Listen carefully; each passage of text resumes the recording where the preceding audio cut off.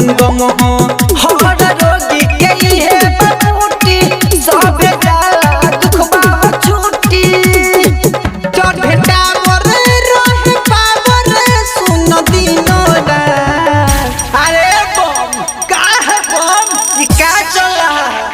अरे सावन में चल रहा है चिलम से धुआं निकल रहा है।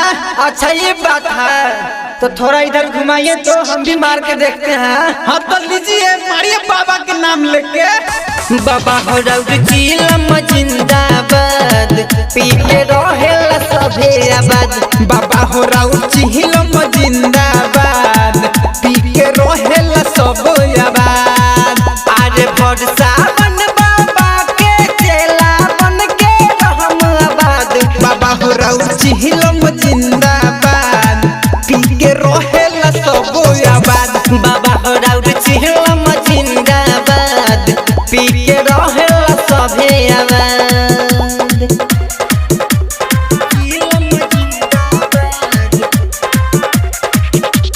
डीजे अरमान सिद्दीकी भवनावली मैरवा। हाँ भोला जी के नाम जपत रह हर दम हो अब मिली बोलत रह हर बम हो। एगो भंगिया धतूरा बाटे भोला के मिठैया हो इहे बाबम के सहारा नु हो। अरे सगरो धुआं धुआं करेला कमरिया हो देखे के मिले नजरन हो। इहा भेद भन चलेला ना चले जात पारे बम का है बम गांजा तो निकाल पीजिए जल भी चढ़ाना है। अरे ये तो बाबा के बूटी है लुटिए लुटिए।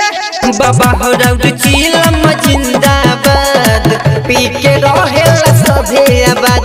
बाबा हो राउत चिलम जिंदाबाद पी के रहेला सब आबाद।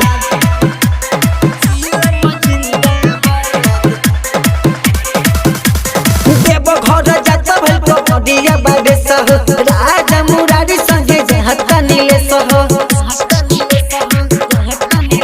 एगो राइटर रबिया राजू सभे जाले संगवा हो जलवा चढ़ावे बाबा धमवा हो।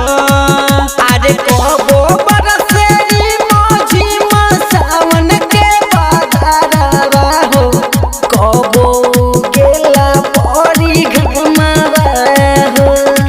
लालू साजन के मोरिया से भइल मुलहका। अरे बम का है बम ये क्या चल रहा है?